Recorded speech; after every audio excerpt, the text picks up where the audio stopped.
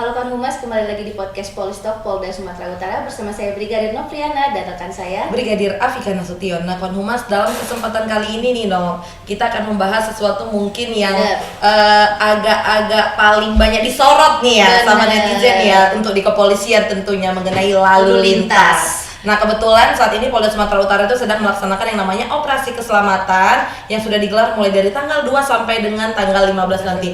Nah, pasti masyarakat juga bertanya-tanya, apa sih operasi keselamatan Toba 2026 ini?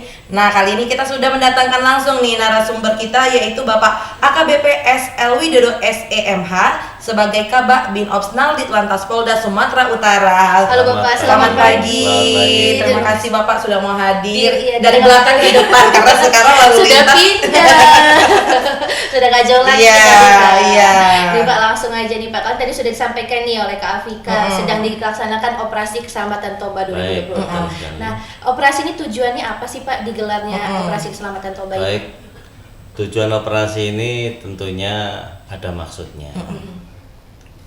Menindaklanjuti mungkin kegiatan-kegiatan yang lalu dan tentunya untuk menunjang kegiatan yang akan datang.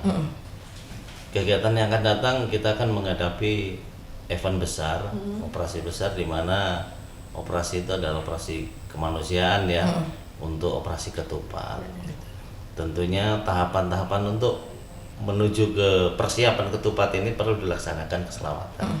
Dalam keselamatan ini tujuannya adalah untuk ini meminimalisir adanya segala bentuk kemacetan, kecelakaan, dan hal-hal yang perlu diperbaiki di sana. Artinya mungkin jalannya perlu diperbaiki, perlu dipasang himbauan, perlu dilakukan treatment, perbaikan. Tentunya ini tidak hanya melibatkan kepolisian saja. Ini harus melibatkan stakeholder terkait, mungkin ada dinas perhubungan, dinas PU, bagian jalan, demikian kira-kira. Berarti secara nggak langsung ini merupakan salah satu persiapan nih Dok, seperti tadi Bapak sampaikan, nanti kita melaksanakan operasi ketupat. Jadi dengan adanya operasi ini, mudik mudah-mudahan bisa semakin lancar nih ya Pak ya. Kalau tiap tahun udah lancar, tahun ini mudah-mudahan semakin lancar. Kita mudik, Bapak mudik. Nggak bisa mudik. Tanggalnya hitam semua ya Pak. Nah, untuk sasaran atau fokus penertiban nih Pak dalam operasi keselamatan ini, apakah dalam operasi keselamatan ini juga dilakukan yang namanya mungkin penilangan? Karena secara nggak langsung kalau masyarakat tuh yang paling khawatir mengenai lalu lintas ini pasti ditilang. Ya, Baik, kami sampaikan bahwa rangkaian kegiatan operasi keselamatan ini titik utamanya adalah sosialisasi dan himbauan-himbauan ditujukan kepada masyarakat. Ini kami tekankan di sini bahwa bentuk sosialisasi itu diantaranya adalah lokasi-lokasi yang mempunyai berdampak kemacetan seperti pasar tumpah. Nah itu harus di treatment, diperbaiki. Tentunya bukan polisi saja, mungkin dari ada rekan dari Satpol PP, dari dinas perhubungan, untuk meminimalisir kemacetan mungkin yang akan terdampak pada saat operasi nanti, pada saat lebaran. Betul. Terus lokasi yang mempunyai kemacetan tinggi dan juga lokasi yang mempunyai lokasi kecelakaan mungkin perlu rambu, perlu penerangan. Nah itu tujuan kita di sana. Jadi tujuan utamanya lebih untuk menekan angka kecelakaan. Dan kami sampaikan juga bahwa penindakan itu tetap dilaksanakan, namun menggunakan etle. Di Medan ini ada sekitar 12 kamera etle statis. Mungkin salah satunya di lapangan Merdeka dan di depan kantor wali kota. Ini untuk melakukan penindakan terhadap pengendara yang mungkin safety belt, yang nggak memakai helm. Dan kami pun menerapkan tilang di tempat. Ini bagi pengendara kendaraan yang mungkin yang balap liar. Balap liar ini kan kebanyakan kendaraannya tidak memakai plat depan belakang dan hanya mesin dan bodi saja. Nah ini kan perlu ditindak. Kalau dilakukan mungkin penyetopan atau kegiatan kepolisian di sana, kan perlu ditilang menggunakan tilang manual atau tilang di tempat. Betul, karena memang sekarang udah banyak sekali ya netizen yang nanya, Bu, kalau ditilang etle ini kayak mana ya Bu cara nebusnya? Sistemnya, mekanisme penebusannya. Betul.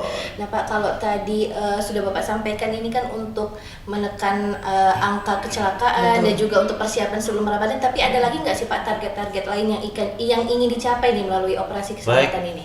Tentunya ada beberapa tahapan target ke depan yang memang harus dilaksanakan sesuai dengan arahan Bapak Kakor Lantas Polri, bahwa kita dalam hal operasi keselamatan ini tentunya kedepankan sosialisasi dan himbauan, dan kita juga melakukan pendataan terhadap kendaraan-kendaraan plat umum, pariwisata, bus-bus dan travel. Di sini kami lakukan kegiatan penertiban atau kegiatan inspeksi keselamatan berkendara, di mana kegiatan itu sudah kami laksanakan kemarin di tol kilometer 65A, di mana kami melakukan semua bus plat kuning maupun pariwisata kami cek, itu bergabung dengan Dinas Perhubungan dan BPTD, di mana kalau kendaraan akap itu antar kota antar provinsi itu wewenangnya BPTD,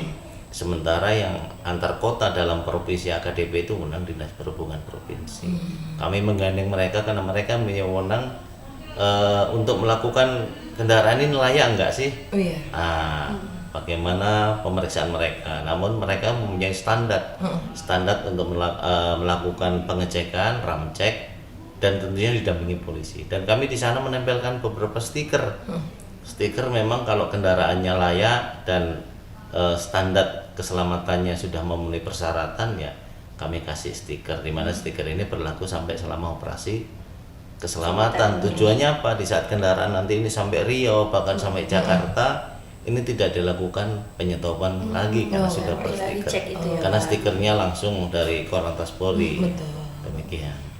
Nah, sejauh ini nih Pak, selama pelaksanaan operasi keselamatan, pelanggaran apa sih Pak mungkin yang sering terjadi? Nah, seperti yang kita tahu Bapak juga udah lama nih Pak di lalu lintas. Dari sebelum tahun ini, tahun-tahun sebelum juga. Selama ini Pak, apa sih Pak mungkin dari operasi keselamatan ini pelanggaran yang paling sering terjadi?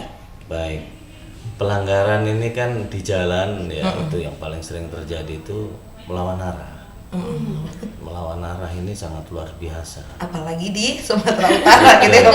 Terutama kalau di Medan itu di Jalan SM Raja, itu sepanjang SM Raja itu hampir, terus di jalan seputaran Gatot Subroto, ini sangat luar biasa. Jadi potensi lakanya cukup tinggi kalau banyak melawan arah. Terus juga sering terobos kalau pagi-pagi itu traffic light. Iya betul. Itu membahayakan sekali ya, dimana traffic light ini sudah banyak kejadian laka lantas di traffic light hingga menyebabkan meninggal dunia. Betul. Namun ya kami himbau lagi kepada masyarakat kita pengguna jalan ya tetap berhati-hati dan menghormati pengendara lain. Gitu. Oke. Nah Pak, kalau untuk kelengkapan surat-surat berkendara Pak, sering nggak sih Pak ditemukan masyarakat yang melanggarnya gitu Pak? Karena sering kita temui juga pertanyaan dari netizen, kenapa sih Pak harus punya SIM? Betul. Kan yang penting sudah bisa berkendara gitu. Dan Pak, kenapa sih Pak SIM ini nggak seumur hidup? Nah, mungkin mumpung lagi jumpa Bapak nih, dikasih pemahaman nih Pak untuk masyarakat. Baik, terima kasih. Ini cukup menarik ya pertanyaannya. Memang SIM ini kan merupakan uji kompetensi. Uji kompetensi di mana seseorang itu dinyatakan bisa mengendarai kendaraan sesuai dengan spesifikasi, misalnya SIM A sepeda motor, SIM A mobil, SIM C sepeda motor. Nah, itu kan udah sesuai. Jadi itu uji kompetensi. Tujuannya apa ya? Memang kelayakan seperti itu udah diatur. Dan juga disampaikan juga bahwa memang sekarang pengurusan SIM itu harus menggunakan psikologi. Kenapa? Dampak psikologi ini kan, mohon maaf ya, ini kami sampaikan bahwa untuk ke psikologi ini harus dilakukan karena orang setiap hari itu berbeda-beda. Betul. Dampaknya misalnya, mohon maaf ini, misalnya dia berangkat ini udah baik-baik saja, tiba-tiba pas mau berangkat istrinya minta uang belanja tiba-tiba kurang. Nah itu kan mempengaruhi Iya, pasti. betul. Akhirnya berangkat cemberut. Iya. Ini ya makanya ini kan kembali lagi ke pengendara dan semuanya bahwa kita perlu menjaga di jalan. Jangan mengikuti ya namanya juga dinamika kehidupan ya biasa ya.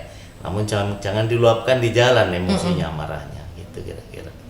Dan juga kesehatan setiap harinya juga berubah-berubah ya Pak. Betul, Tapi itu juga terkadang juga kita ngasih penjelasan sama netizen mungkin karena bukan dari lalu Iya, lintas. jadi mungkin belum afdol gitu Betul, ya Pak. Tapi jadi dari kita dulu tanya bisa menjelaskan, langsung iya. ya kan. Nanti bisa kita ambil dan kita share nih. Betul. Betul. Nah, selama pelaksanaan operasi keselamatan Toba 2026 nih Pak, ada nggak sih Pak mungkin kendala-kendala yang dihadapi oleh rekan-rekan kita di lapangan? Sebenarnya kendala tidak ada ya. Namun kami mempunyai tanggung jawab di sini melakukan menghimbau terus masyarakat kita, nggak bosan-bosan. Baik melalui videotron, ada kita pasang di beberapa videotron di Kota Medan. Terus bekerja sama dengan Dinas Perhubungan untuk mengingatkan bahwa operasi keselamatan ini tujuannya untuk siapa?